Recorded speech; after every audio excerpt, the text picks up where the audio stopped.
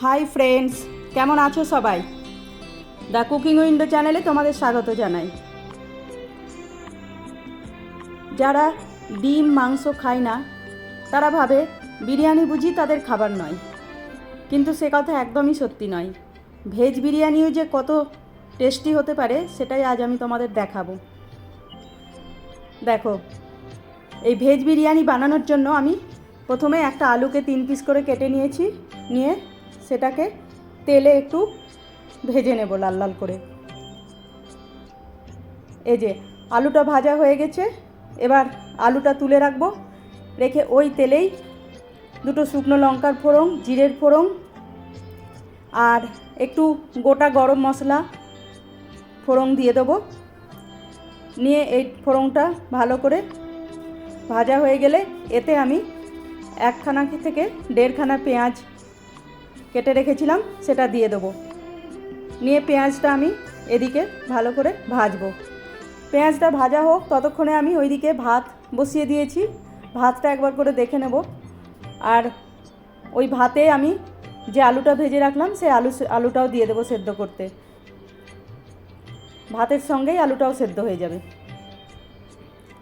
আর ওই ভাতটা যখন বসিয়েছিলাম ওর মধ্যে আমি 1 চামচ ঘি আর একটু জিরের ফোড়ন আর অল্প গরম মশলা ফোড়ন দিয়েছিলাম ওই ভাতের জলটাতেই। ভাতটা সেদ্ধ হোক, এদিকে আমার পেঁয়াজটা প্রায় ভাজা হয়ে এসেছে। এবার পেঁয়াজের মধ্যে আমি একটু আদা আর রসুনের পেস্ট দিয়ে দেবো। আদা আর রসুনের পেস্টটাতে আমি একটুখানি টমেটো দিয়ে রেখেছিলাম, সেই জন্য একটু লাল হয়েছে কালার। আমি তোমাদের আগেও বলেছি যে আদা রসুন পেস্টটা আমি অনেকটা একসঙ্গে বানিয়ে রাখি, সেই জন্য একটা টমেটো দিয়ে রাখি, তাহলে ওটা বেশ ভালো থাকে। তো ওই পেস্টটা দিয়ে দিলাম। আর এবার এর মধ্যে কিছু গুঁড়ো মশলাও দিয়ে দেব। 1 চামচ লঙ্কা গুঁড়ো, 1 চামচ জিরে গুঁড়ো, 1 চামচ হলুদ আর 1 চামচ লবণ। লবণটা এখন অল্প করেই দিলাম, কারণ আবার পরে দেব দরকার হলে। তারপরে ওটা একটু নেড়ে নেব। নিয়ে এই অর্ধেক টমেটোটা আমার রাখা ছিল, এটা থাকলে খারাপ হয়ে যাবে বলে টমেটোটা দিয়ে দিলাম। এটা সম্পূর্ণই অপশনাল, তোমরা চাইলে দিতেও পারো, আবার না দিলেও কোনো ক্ষতি নাই, তবে দিলে কালারটা বেশ ভালো আসে আর কি। এবার আমি এর মধ্যে 50 গ্রাম মতো সয়াবিনটাকে আমি গরম জলে ভিজিয়ে রেখেছিলাম 1 ঘন্টা আগে। তারপর ওটাকে 2-3 বার ভালো করে জলে ধুয়ে নিয়ে জলটা চিপে এর মধ্যে দিয়ে দিলাম। তারপরে এটাকে আমি ভালো করে কষে নেব। এখানে আরও একটু লবণ দিয়ে দিই, তখন অল্প দিয়েছিলাম, তো বাকিটা এখনই দিয়ে দিলাম।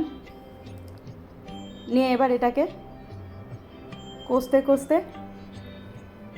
প্রায় কষা হয়ে গেলে 1 চামচ বিরিয়ানি মশলা দিয়ে দেবো। এরপরে আবার এটা একটু ভালো করে ভেজে নেব।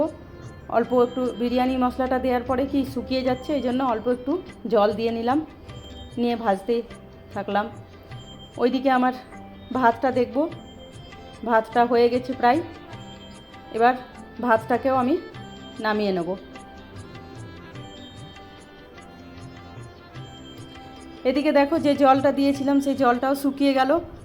এইভাবেই এটাও কষা হয়ে গেছে।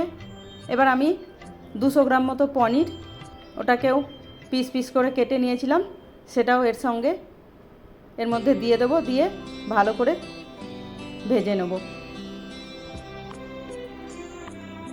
এই যে সুন্দর ভাজা হয়ে গেছে। এবার এতে 1/2 কাপ মতন জল দেব, দিয়ে একটু ফুটতে দেব। বন্ধুরা, তোমরা কে কোথা থেকে আমার এই রান্না দেখছো কমেন্টে অবশ্যই জানাবে। আর আমার রান্না যদি পছন্দ হয়ে থাকে তাহলে একটা লাইক, কমেন্ট আর শেয়ার অবশ্যই করে দেবে। এই যে দেখো, আমার সবজিটা পুরো রান্না হয়ে গেছিলো। এরপর আমি ওই ভাতটা যেটা বানিয়ে রেখেছিলাম ওই ভাতটা এর মধ্যে ভালো করে পাতলা করে ছড়িয়ে দিলাম। নিয়ে ওপর থেকে আবার একটু বিরিয়ানি মশলা দিয়ে দিলাম। আর এর মধ্যে আমি 2 চামচ ঘি দিয়ে দিলাম।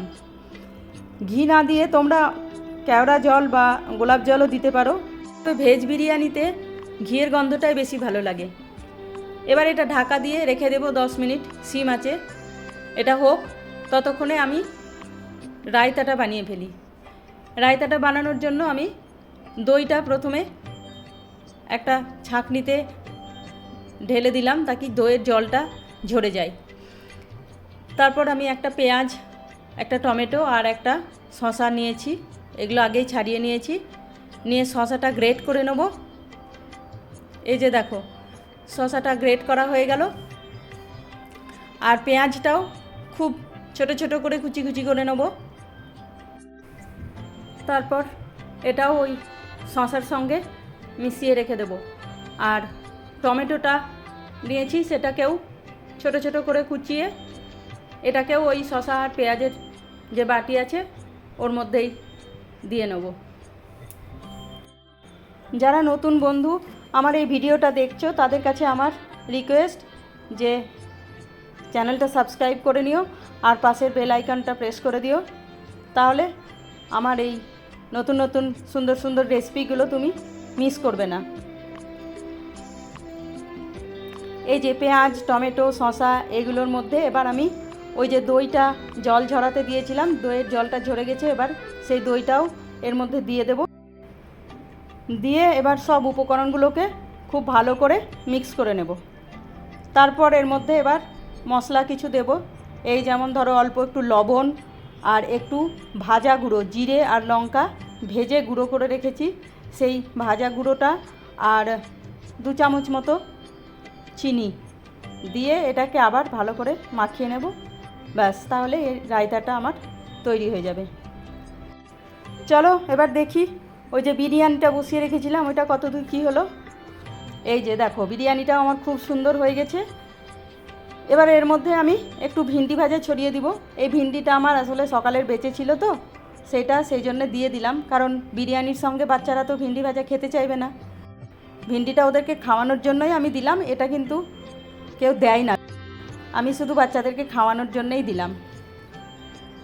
আর একটু কসুরি মেথি ছড়িয়ে দিলাম ওপর থেকে। এই যে দেখো কেমন সুন্দর হয়েছে বিরিয়ানি।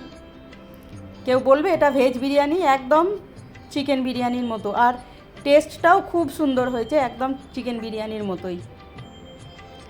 চলো তাহলে আমি এবার খেতে দিয়ে দিই বাচ্চাদের। আমার ভিডিওটা কেমন লেগেছে তোমরা সবাই কমেন্টে অবশ্যই জানাবে, আর ভালো লাগলে একটা লাইক অ্যান্ড শেয়ার করে দিও। তোমরা সবাই ভালো থেকো। আজ এই পর্যন্তই, কাল আবার দেখা হবে নতুন একটা ভিডিও নিয়ে। ততক্ষণের জন্য বাই।